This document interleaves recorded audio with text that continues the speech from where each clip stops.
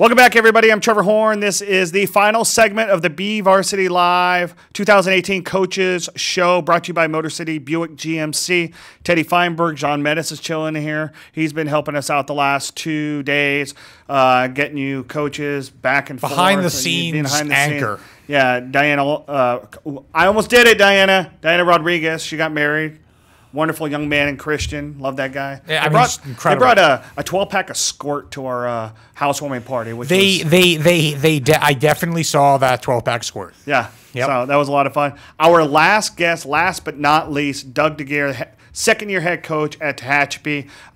Thank you for coming down. I know you had some stuff that you had to take care of yesterday. Glad we were able to get you on today. Thankful that you were able to drive down and be with us today. Doug, obviously, again, God, it's funny because I was just talking to George Falgut about, not, or even having to go up to your place. What is it, Trevor? And how, there's the old mountain myth that you guys grow the grass just a little bit longer, and right now you don't have any.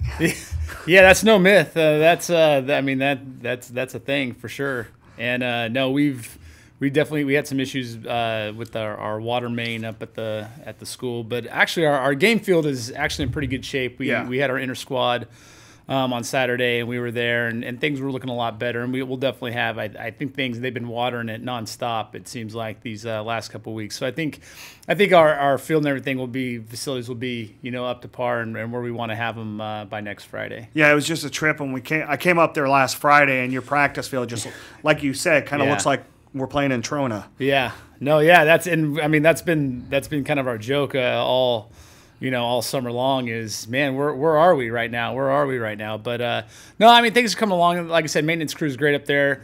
They're working their tails off to get everything going and where we want to have it. And it's kind of also we were, on our practice, we'll say, hey, once we get to some grass, it's going to be great. Our kids are going to be, moving around and doing things pretty well. So, no, it's been mowing right through it, pun intended. Indeed. Wow, that was pretty great, Trevor. Clearly, we're on our last coach. All right, so Doug, obviously, you and I talked about it before. It's last year was daunting because you were taking over for a legend in Steve Denman. He was there for 35 years. So last year, it was the first time there was a first-year head coach since 1982 at Tehachapi. You guys were successful. You made it to the D3 semifinals. Talk to us about the last 8 months since that season ended, and how much easier, or how much more knowledgeable you are in the whole idea of being a head coach. I was gonna say it's still probably just as daunting. Yeah, sure. That's definitely still there. But yeah, just at the same time, a little bit of experience there now, and a little bit more of what to expect, and just trying to make sure we don't steer things completely off course from what we've been doing and the program that Coach Dimon put together over his time there. That's all those same values and everything that he definitely instilled in me as a player, as a person. We're still holding up, and we want to make sure that we continue that on as a program and as a community. You graduate a good senior class last year, but I think that you have something in place, one person in place in particular that I look at. It's Chris Garcia. He's a 3-year starting quarterback for you. He's got a long, beautiful mane of hair flowing out the back of his helmet. But, people forget in the wing tee offense, you need a quarterback that knows what the heck they're doing, because everything is predicated on them, on the movement. All the shifts are predicated on them. Absolutely. How much do you lean on him as a player to really kind of get this going? Quite a bit. Just having that experience, he knows what to expect. He understands the game really well. He's very intelligent as a football player and as a person. And he's the guy that really does keep everybody in check and make sure everybody's going where they're supposed to go. So he's just got that great knowledge and as a player, and he knows the offense and all the new things that we were doing with it last year. And he's picked up all the new, some of the new things that we've been throwing at him this year with ease, and we really, we're definitely leaning on him as a key component of our success this year. Your scrimmage this week is at South. Okay, so at South. So yeah. you were asking earlier, and I'll just remind everybody, if you knew of any scrimmages that were going on tomorrow within the Kern High School District, they have been moved to Friday because of the AQI and the heat index is forecasted to be so high tomorrow. They have decided, just as a precautionary reasons, move everything to Friday because the temperature is supposed to dip 4 or 5 degrees in hopes that everything's going to go well. And that's something you got to deal with. Obviously down here, you guys have been able to roll, but there was a miscommunication. You guys didn't start on the field the first week of practice. How confident and comfortable are you now after getting an inter-squad scrimmage in that you've got Friday as a scrimmage, and then you got your home opener is next week against Wasco? Yeah, no, I think things have been going well. We kind of had a slow start. We weren't necessarily on the fields, helmet and buckets and things like that. But I mean, we were still with that first week kind of getting guys going. And we've been putting in some quality time these last couple of weeks to get our kids where they need to be. So it'll be, like I said, it'll be real telling on Friday. I mean, we're using every minute that we have to get them prepared and get them ready for next Friday. People can't believe how soon the season's starting.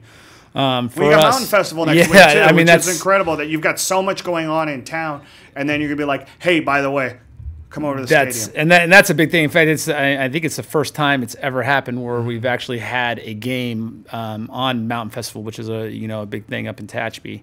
And to have a home game, on top of it all, and it's the first week of school, and how many of your kids are involved in the festivities of the Mountain Festival? Probably all of them. Yeah, one way or another. How do you keep them from being, and I know you got to deal with this all year long, but how do you keep them distracted of first, they don't start school till, are you guys doing it Wednesday? Yeah, we start So you're asking them to start school on Wednesday, you're asking them to have this whole annual week-long festival, and then you're trying to gear them up for, a football game as well. Yeah, I mean, and I think that's kind of the thing that we've really been stressing to them is, hey, look, we have a lot of distractions, and, we're kind of going to be, kicking things off that weekend. A lot of people are going to be in town who normally wouldn't be there. I mean, I could see it being maybe our most attended game, home game, of the season. Wasco travels. Wasco, we've old SSL opponent, and we've played some great games against Wasco, and we definitely are not taking them lightly. I mean, we know what they, the type of opponent they are, and what they're bringing to the table. So, it's definitely one of those things. I mean, as a coach, you're definitely a little nervous about all those extra things that are going on that can get in their way. But our kids have responded real well this week, and I think. I really believe that we'll be all right next week. Kind of, just kind of reiterate that same focus and getting them on, their priorities straight and letting them know, hey, it could be a long weekend if we don't, cross all the T's and dot all the I's. So yeah. So I mean, it's right around the corner. I mean, really, you're going to have a big party all next week. So. Doug, good luck to you this year. I know you're really excited about it. It's going to be a lot of fun. You got a heck of a schedule. You got a road game at BHS, and then you still have a road game at Garcia. That's such a great Ogilvy Trophy rivalry for you before you get in the league, and now you got Bakersfield Christian in league. So, you got a big daunting task, but I know you guys are up for it. So good luck this year, and thanks again for coming down. Yep, absolutely. All right, Teddy, wrap this up for us in a few words. Well, no, thank you for making the trip down. Absolutely. First of all, and it's in the books, and I thought it was a raging success. Yeah, I had a lot of fun over the last 2 days. We had 21 head coaches here in studio. We had one on the phone, so I appreciate all of them. A reminder, next week, BVarsity Live will be on Wednesday at 2 p.m., We're going to do the first show of the year. We're going to preview and predict all of the first week of the football games because BHS opens up on Thursday down at Servite. I'll be on the road on Thursday, so that's why we're going to do a special edition on Wednesday. Friday night postgame show is back. We'll have a live blog in game next week, and that's something we're going to be doing every week from here on out. So if you're looking for any highlights, always check us out on Twitter at BVarsity Live. Check out the live blog at Bakersfield.com and come back here at right here on our Facebook page, right there. Check us out on Twitter, on Instagram, everything at BVarsity Live. Great graphic, Diane. Yeah, I love it. And then the post-game show right around 11:15 on Friday nights. We will recap everything. We'll have video highlights. We'll recap every game that has a Kern County team involved in it. That's on Friday nights. BVarsity Nightly returns on Tuesday, August 21st for all 22 head coaches, for our director, Diana Rodriguez, John Metis, everything. John Metis, thank you for everything. Teddy, thank you. But I want to finish this off with a heavy heart. Todd Dennison was a 9-year head coach at Garcia in the girls basketball program. He was diagnosed with stage 4 pancreatic cancer last August, and 3 o'clock this morning, he died at the age of 59. Todd Dennison was a great man, one that was very well respected. He asked a lot out of his players, and they gave him everything that he asked for because he showed him as much love as he did being a tough coach. We lost a great man today in Todd Dennison, and I just want to send all my heartfelt condolences to the Garces family and everybody that's a loved one in Todd Dennison. And we'll miss him. We'll see you guys soon. Thank you.